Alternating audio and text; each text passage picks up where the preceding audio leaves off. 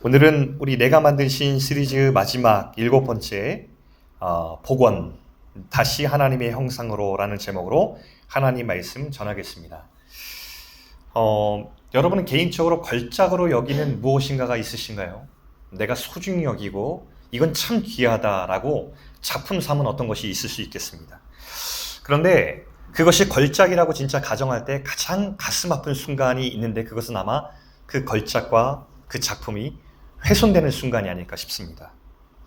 피에타라고 하는 작품이 있어요. 이탈리아어로 경외라는 뜻인데, 그 유명한 거장 미켈란젤로가 대리석으로 만든 조각상입니다. 마리아가 십자가에서 죽으신 예수 그리스도를 품에 안고 있는 조각상인데, 많은 사람들이 아끼고 사랑한 작품이었습니다. 이 작품은 독특한 점이 하나 있는데, 관점이 두 가지라는 것이죠. 하나는 이 정면으로 바라보는 관객의 입장에서, 또 하나는 위에서 하나님의 시각으로 바라본 그 모습이 전혀 다른 모양을 하고 있다는 점에서 참 특이한 작품으로 여겨져 왔습니다. 그런데 1972년도에 이 작품이 지어진 지 약 500년 이후 큰 충격적인 사건이 발생했습니다.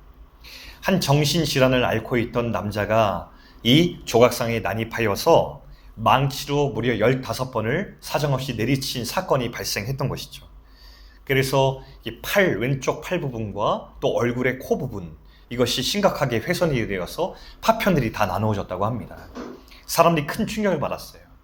이 작품을 사랑했던 많은 사람들이 크게 우려를 하고 또 마음이 상해했습니다. 이 조각상이 그 이후에 겨우 복원이 되어서 지금은 현재 방탄유리 뒤에서만 볼 수 있도록 보호되고 있다고 합니다. 많은 사람들이 직접 가까이서 이 작품을 좀 보고 싶은데 저 멀리 방탄유리 너머로만 볼 수 있어서 참 안타까워하고 있다고 해요. 본래의 작품이 훼손되는 것이 얼마나 안타까운 일이고 이게 정말 가슴 아픈 일입니까? 그런데 하나님의 입장에서 볼 때 정말 가슴 아픈 일이 있어요. 가슴 아픈 훼손. 그것은 하나님 당신이 지으신 소중한 한 사람이 그 하나님의 형상을 잃어버리게 되는 그 순간, 그것이 하나님 입장에서 가장 가슴 아픈 훼손이라고 할 수 있습니다. 하나님의 형상을 잃어버려서 하나님과의 진실한 관계가 깨지고, 나 자신과의 진실한 관계가 깨지고, 타인과의 관계가 깨져버린 그 상태로 살아가는 그 훼손이 하나님께서 가장 마음 아파하시는 순간입니다. 반대로 말하면 하나님께서 가장 회복시키시길 원하시는 그 모습이라고 할 수 있죠. 그래서 하나님께서 우리에게 그토록 우상을 숭배하지 말라고 말씀하신 것입니다. 왜냐하면 사람이 언제 하나님의 형상을 잃습니까? 우리가 하나님 아닌 우상을 붙들 때 우리에게 훼손이 일어나기 때문입니다. 그래서 그토록 성경에서 간곡하게도 우상을 버리라고 얘기했고, 우리가 지난 시간 동안 내가 만든 신, 하나님 외에 내가 신으로 숭배하고 있던 우상들을 바라보고 다시 하나님과 인격적 관계를 맺자라고 우리가 외쳤던 것입니다. 오늘은 그 마지막 시간, 복원이란 제목으로 하나님 말씀 전하겠습니다. 오늘 본문을 보시면 야곱이란 사람이 등장하죠. 이 사람의 이름은 참 특이합니다. 속이는 자, 사기꾼이라는 이름을 가지고 살아온 사람입니다. 그리고 그의 인생은 이름과 참 닮았어요. 최초에 기록된 사건은 자기 형을 속인 사건입니다. 얼마나 수완이 좋고 사람의 심리를 잘 꿰뚫든지 팥죽 한 그릇으로 장자가 얻을 수 있는 축복권을 삽니다. 그리고 실제로 그 일을 실행에 옮겨요. 왜냐하면 내가 샀어. 난 이것을 누릴 권리가 있어. 그래서 아버지가 연로했을 때 장자권을 사고 아버지에게 진짜 축복을 받고 도망하죠. 그러나 그 대가가 따랐습니다. 남의 것을 속여 가로챈 자의 최후는 불안과 두려움이었어요. 에서의 분노를 피해서 저 멀리 도망가 버렸습니다. 거기서 이 야곱은 또다시 자기 안에 갈망하고 있는 무언가를 또 붙들고 싶었습니다.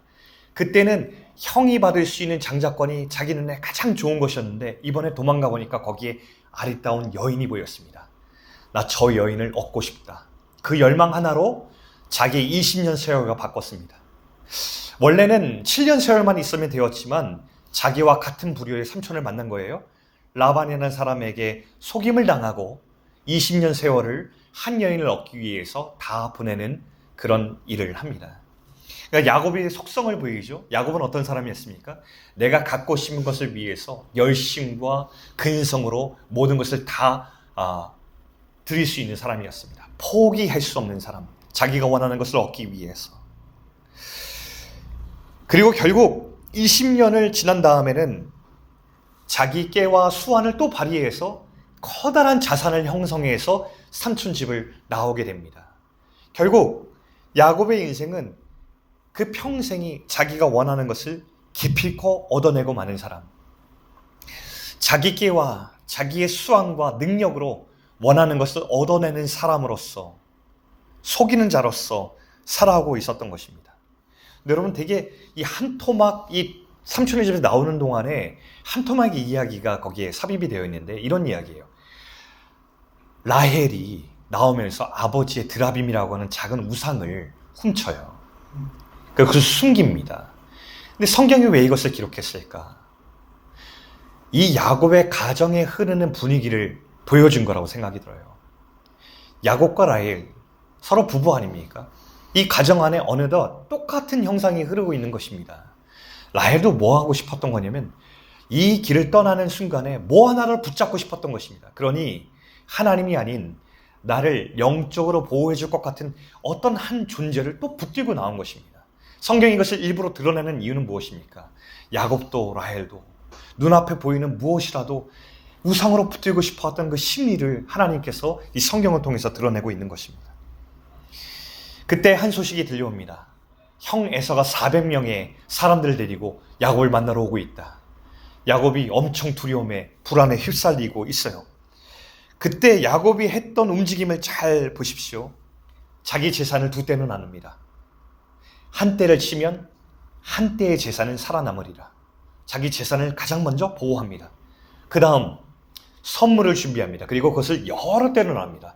1차, 2차, 3차, 4차, 5차 쭉 선물을 나눠서 첫 번째 선물, 두 번째 선물, 세 번째 선물을 차례대로 형 에서가 맞닥뜨릴 수 있도록 설계해 놓습니다. 그래서 형 에서가 점차 그 분노가 풀리도록 설계를 해놔요. 여러분, 이것이 야곱이 했던 일입니다. 하나님께 무릎 꿇기보다도 가장 먼저 자신이 할 수 있는 모든 것을 다 써서 자신의 재산과 자신의 모든 것을 지키려고 했던 이 꽤 많은 사람이 이 야곱이었습니다. 그러면서 가족들을 보내놓고 오늘 본문에는 홀로 남은 야곱의 모습을 보여주고 있는데 그 모습이 어떠냐면 그날 밤 홀로 남은 야곱은 불안에 떨고 두려움에 사로잡힌 그 쓸쓸한 한 영혼의 모습을 보여주고 있습니다. 평생을 속이는 자로 살아왔지만 자기 능력을 발휘하면서 하나님을 움직이며 살아왔던 자였지만 결국에는 끝없이 불안하고 두려운 한 사람, 이 모습을 보여주고 있죠. 근데 본문에는 아주 독특한 이야기를 기록하고 있어요. 어떤 사람이 찾아왔대요, 한밤중에. 근데 이 사람이 뭐 한지 아십니까? 씨름을 걸어왔답니다. 그러니까 명랑없이 홀로 남았는데 갑자기 다음 장면이 기록이 뭐냐면 어떤 사람이 찾아와서 같이 씨름하더니, 아니 이게 한밤중에 뭐 하는 일입니까? 홀로 남은 야곱에게 누군가 찾아왔는데 서로 씨름을 하고 있다는 본문이 기록되어 있습니다. 그런데 야곱이 누굽니까? 절대 지지 않는 사람입니다. 이 씨름에서 지겠습니까? 누구든, 이 사람이 누구든 씨름을 왜 걸어오는지 모르겠지만 부여잡고 내가 너한테 질 줄 알아? 씨름하기 시작한 것입니다. 절대 포기하지 않습니다. 밤이 새도록 씨름하고 있습니다. 그런데 알고 보니 씨름의 상대가 하나님이었던 것입니다. 이 한밤중에 하나님과 씨름하고 있는 모양을 성경이 보여주고 있는데 이 모습이 야곱의 인생과 너무나 닮았어요. 하나님보다 자기 힘과 능력대로 자기 고집을 꺾지 않고 살려고 했던, 심지어는 하나님과 인격적으로 교통하고 하나님과 동행하기보다는 내 능력과 깨를 하나님께 주장해서 하나님을 움직이려고 했던 야곱의 인생의 모습이 고스란히 이 씨름의 모습 가운데 담겨져 있습니다. 그런데 동시에 하나님의 편에서 보면 이 씨름의 장면에 하나님께서 야곱의 인생 가운데 하셨던 모습도 여기 깃들어 있습니다. 하나님은 야곱을 넘어뜨리려고 씨름하고 있는 것이 아니었어요. 야곱에게 붙잡혀주고 계시죠. 하나님이 왜 야곱을 못 넘어뜨리셨겠어요? 야곱과 씨름해서 넘어뜨리려고 했다면 잡는 순간에 야곱을 고꾸라뜨릴 수 있었겠죠. 근데 하나님께서 밤새도록 지금 뭐하고 계시냐면 야곱에게 지금 붙잡혀 주고 계시는 것이고요. 또한 동시에 야곱을 꼭 붙들고 계시는 것이기도 합니다. 이것이 지금 야곱이 하고 있는 일이에요. 야곱의 힘의 크기에 정확히 맞추어서 야곱을 붙들어주고 있는 것이죠. 여러분, 이것이 바로 하나님이 야곱을 대하는 방식이었어요. 하나님을 이겨먹으려고 하는 이 야곱을 내 앞에 맞닥뜨리고 있음에도 불구하고 하나님이 그저 붙잡아주고 계시고 또 붙들고 계시고, 이것이 바로 하나님의 씨름의 모습이었습니다. 여러분, 누가 우리를 그렇게 대할 수 있을까요? 누가 야곱을 그렇게 대하며 누가 저와 여러분을 그렇게 대하실 수 있을까요? 이 세상에 힘의 극명한 차이가 있음에도 불구하고 자기 힘을 믿고 까부는 일을 내 눈앞에 바라보고 있음에도 불구하고 넘어뜨리지 않고 끝까지 겨루어 주실 수 있는 이는 아버지밖에 없습니다.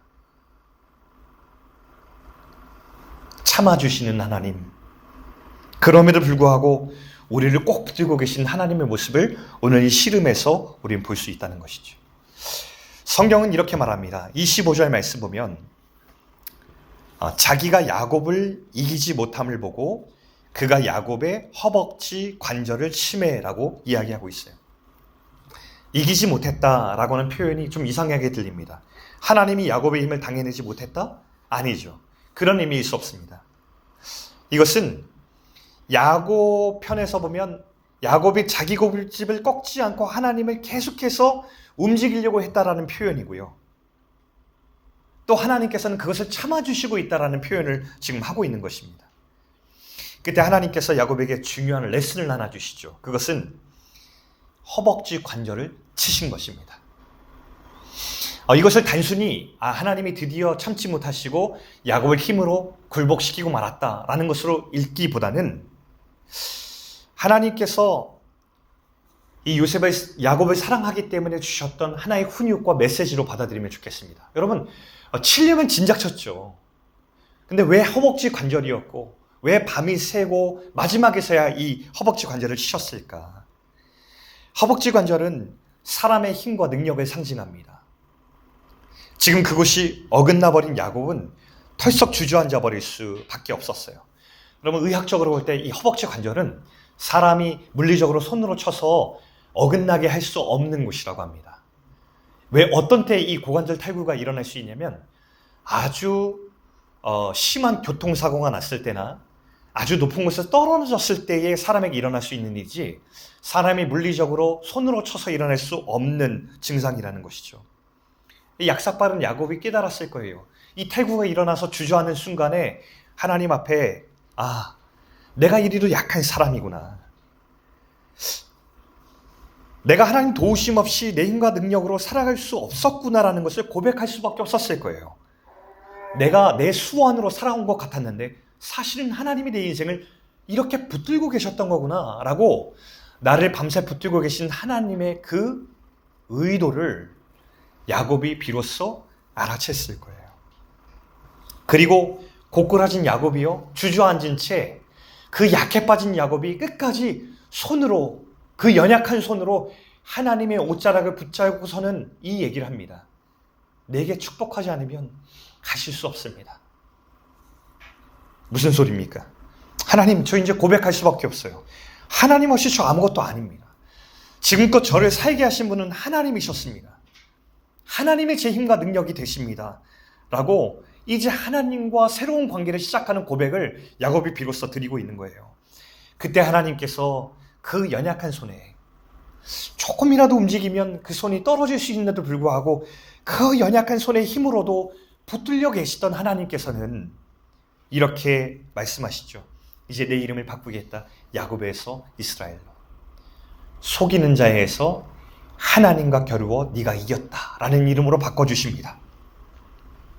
하나님과 겨루어 이긴 자, 진짜 이겼다는 것이 아니라 이 말입니다. 하나님께서 져주신 사람, 하나님께서 이기게 해주신 사람, 또 더 쉽게 말하면 내 사랑하는 아들, 두고 보기에도 아까운 내 사랑이라는 뜻으로 바꿔주신 것입니다. 이것이 하나님께서 우리를 대하시는 마음이죠.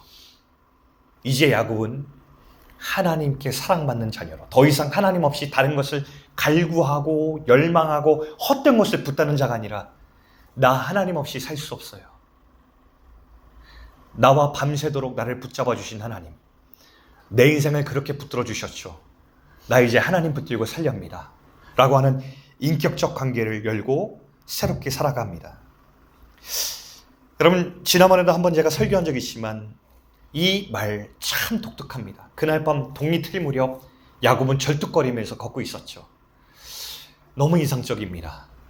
절뚝거린다는 것은 내 몸에 이상이 생겨서 약해졌다는 뜻인데, 그 약해진 야곱이 절뚝거리면서 동틀 때 걸어가는 그 모습이 이렇게 희망찰 수가 있습니까? 그는 비록 절뚝거렸지만 그가 하나님과 함께 시작한 그 인격적인 새로워진 삶 때문에, 다시 복원된 그의 하나님의 형상 때문에 이 한 구절이 그토록 기쁘고 희망차게 들리는 것입니다. 아마도 절뚝거리며 걸을 때마다 저 태양 너머에서 이런 소리가 들리지 않았을까요? 너는 내 기쁨이야. 너는 내 사랑이야. 내가 기꺼이 져주고도 하나도 아깝지 않은 내 소중한 작품이야 라는 소리가 하나님으로부터 들리고 있었을 겁니다. 제가 요즘 몇 편을 재밌게 본 드라마가 있는데, 여러분 이거 보셨어요? 다 이루어질 진이라고 하는 드라마 보셨어요? 네, 아마 본인 반응을 보니까 아무도 못 보셨고 한 분만 보신 것 같습니다. 네. 이 내용이 어떠냐면요, 사실 내용은 굉장히 잡다한 그 내용입니다. 판타지인데 뭐 알라딘 배경에 지니도 나오는 건데요. 근데 중요한 건 저는 이 안에서 이런 걸 봐요. 한 여자 주인공이 있거든요. 근데 이 여자 주인공이 사이코패스 성향을 가지고 태어났어요. 그래서 너무 가족들도 무서워서 엄마에게 버림을 받습니다. 근데 할머니의 손에 맡겨졌어요. 사람들이 다 포기하고 이 사람을 무서워하고 이 사람을 이렇게 버리려고 하는데 끝까지 버리지 않은 손길 하나가 할머니의 손길이었어요. 할머니가 자꾸만 무서운 행동을 하고 있는, 사람들의 감정도 공감하지 못하고 사람들 죽이고 싶어하는 이 무서운 존재에게 규칙을 정하고 다른 사람의 감정을 공감할 수 있도록 가르치고 끝까지 붙든 덕분에 이 아이가 잘 자랍니다. 그리고 이 아이는 할머니의 마음을 생각하고 할머니와의 규칙을 지키기 위해서 내 안에 여러 가지 감정이 들지만 그것을 꼭 붙들며 살아가는 존재가 되었죠. 그런데 나중에 자라난 다음에 어른이 되어서 주인공이 한 번은 진실의 펜이라고 하는 것을 갖게 됩니다. 이 진실의 펜은 어떤 능력이 있냐면 거짓을 적으면 진실로 바뀌어요. 진실만 오로지 기록할 수 있는 펜입니다. 자리에 앉아서 곰곰이 생각하다가 내가 오랫동안 들어왔던 한 가지 사실을, 진실에 대해서 알고 싶습니다. 그래서 이렇게 적습니다. 거기에 나는 할머니의 짐이다 라고 이렇게 적어요. 그동안 수많은 사람들이 자신에게 했던 말, 너는 할머니의 짐이야, 너는 할머니의 짐이야, 너 때문에 할머니가 저렇게 살아 라고 얘기했어요. 근데 펜으로 노트에 딱 적었는데 그 기록이 다시 바뀝니다. 나는 할머니의 힘이다 라고 바뀝니다. 그리고 주인공이 갑자기 멍해져요. 그때 지나가는 할머니가 있었는데 할머니에게 외칩니다. 할머니, 나 지금까지 사람들에게 속았어요. 나는 할머니의 짐이 아니고 할머니의 힘이에요 라고 이렇게 얘기합니다. 할머니는 전혀 놀란 기색 없이 무심코 이런 말을 툭 던집니다. 아이고, 그걸 이제 알았어? 와서 수박 먹어. 이 말을 던지고 지나가십니다. 그리고 주인공은 이제 새로운 사실 앞에서 새로운 인생을 살아가게 되죠. 여러분, 저는 성경이 우리에게 하시는 역할이 바로 우리에게 들려지는 진실이 아닌 소리를 진실로 바꿔주는 역할이 아닐까 생각합니다. 하나님은 언제나 우리가 세상 가운데 들리는 거짓된 소리를 진실로 바꿔주십니다. 하나님, 나는 자격이 없습니다.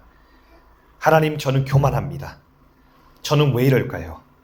저는 하나님께 사랑받을 자격이 없습니다. 저는 열심히 하지 않았으니 저는 자격이 없습니다 라고 할 때 하나님께서 이런 음성으로 바꿔주십니다. 너는 그럼에도 불구하고 내 소중한 작품이다. 내 사랑하는 아들이고 내 사랑하는 딸이다. 내가 너를 기뻐한다. 너는 두고 보기에도 아까운 내 사랑이며 내 의미다. 네 존재가 나의 기쁨이요 사랑이다라고 말씀해 주시는 진실이 성경에서 이야기합니다. 여러분, 그냥 하는 말이 아니고 성경은 우리들에게 오늘 야곱이 씨름한 장면처럼 무언가 하나를 연상시켜주는 증거를 제시합니다. 여러분, 이 씨름하는 모습, 밤새도록 연약한 야곱에게 그래도 붙잡혀 주시고 있는 이 장면을 보면서 어떤 장면이 생각나지 않으셨어요? 저는 이 씨름의 장면에서 십자가가 생각이 났습니다. 주님이 연약하지 않으신데 연약해지셨습니다. 어떻게 밤새도록 그 연약한 씨름하는 야곱에게 붙들려 주실 수 있습니까? 그리고 그렇게 져주실 수 있습니까? 십자가가 그랬습니다. 가장 능력 있는 하나님이 우리에게 조롱을 당하면서도, 우리의 외면을 당하면서도 그 능력의 하나님이 십자가 위에서 가장 연약한 모습으로 우리를 위해 피 흘려주고 계셨습니다. 우리가 하나님을 이겨버리려고 하고 하나님보다 더 높아지려고 할 때 기꺼이 하나님은 가장 낮고 초라한 모습으로 우리에게 찾아와 주셨습니다. 내가 너를 위해 지겠다. 내가 너를 위해 초라해지겠다. 내가 너를 위해서 기꺼이 나는 조롱당하고 저주받은 모습으로 여기 매달려 있겠다. 왜냐하면 나는 너를 다시 회복시키는 것이 가장 중요하기 때문이다. 라고 주님께서 우리에게 말씀해 주십니다. 그리고 주님은 지금도 하나님을 우리 힘으로 움직이려고 하고 인격적 관계 대신에 우상을 선택하는 저희들을 위해서 이런 사랑을 기꺼이 내어주고 계십니다. 씨름해주고 계십니다. 세상 어디에서 우리가 이런 상황을 만나볼 수 있을까요? 누가 우리를 위해서 기꺼이 이런 일을 행할 수 있을까요? 저와 여러분의 하나님만이 우리를 위해서 이런 인격적인 사랑으로 무한하게 대해주고 계시고 있습니다. 사랑하는 여러분, 헛된 것을 붙들면 하나님의 형상이 훼손됩니다. 세상은 우리의 훼손에 대해서 아랑곳하지 않지만 하나님은 한없이 아파하십니다.